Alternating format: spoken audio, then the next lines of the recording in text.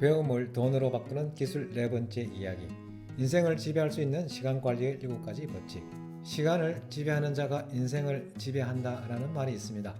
시간을 효율적으로 짜임새 있게 쓰는 사람은 평상시에도 관념이 철저해서 시간이 없다는 등 부족하다는 등의 말은 하지 않습니다.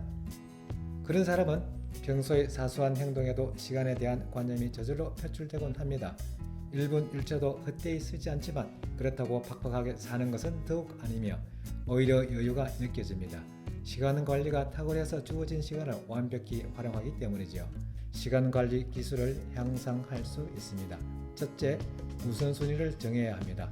현재 제게 가장 중요한 것은 일과 배움입니다.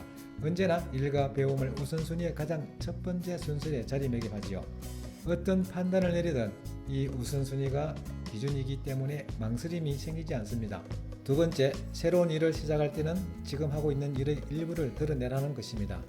인간의 욕망에는 한계라는 것이 없어서 자신도 모르는 사이에 모든 것을 손에 넣고 싶어지기 마련입니다. 하지만 두 마리 토끼를 잡으려다가 한 마리마저 놓친다는 말처럼 자신의 욕망을 잘 정리하지 못하는 사람은 결국 모든 것을 이룰 수밖에 없습니다. 셋째, 불가능한 일이나 잘 못하는 일은 무리하지 않습니다.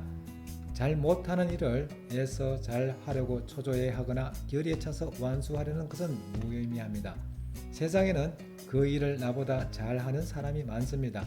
잘 못하는 일은 그 일을 잘하는 사람에게 맡기면 되는 것입니다.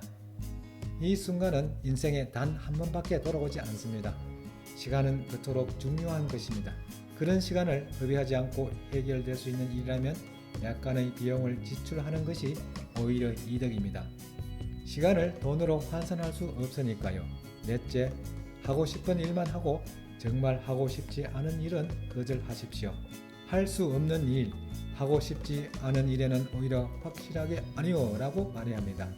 아니요는 거절이 아니라 단순히 선택의 결과를 알려주는 것이므로 결례도 아니고 미안해야 할 일도 아니라는 생각을 가집니다. 다섯째, 일에 매달릴 때는 진지한 태도로 집중하십시오. 그저 많은 시간을 투입하면 해결되는 그런 공부는 성인의 공부법이 아닙니다. 성인의 공부법은 공부할 때만큼은 진지하게 흔들림 없이 집중해서 매달리는 것입니다. 그렇게 해야 시간의 밀도가 높아져서 짧은 시간 공부에도 긴 시간을 투여한 것 이상으로 성과를 낼 수 있습니다. 여섯째, 틈새 시간을 헛되이 보내지 않으며 아무리 사소한 시간이라도 활용하십시오. 예정된 시간까지 앞으로 5분이 남았다고 가정해 봅시다.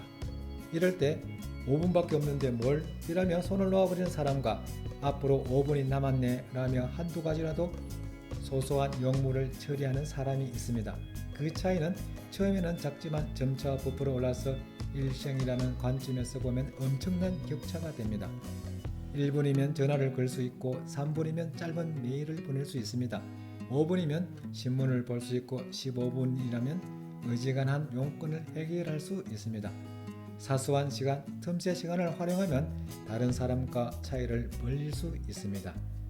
마지막으로 7번째, 항상 진심을 다해 살아가는 것입니다. 내일은 없다는 마음가짐으로 오늘에 임해야 합니다.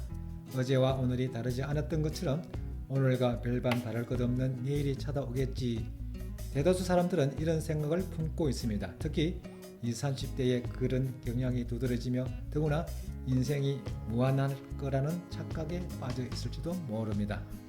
20대, 30대, 40대에 각각 할 일을 설정하고 인생을 빈틈없이 살아가려면 지금의 시기에 해야 할 일을 착실히 해 나가야 합니다. 가령 바로 이 순간 오늘 인생이 끝날지라도 할 일을 다했다는 만족감을 느낄 수 있어야 합니다. 내 시간을 아니 모든 순간순간을 충실하게 살아가 봅시다.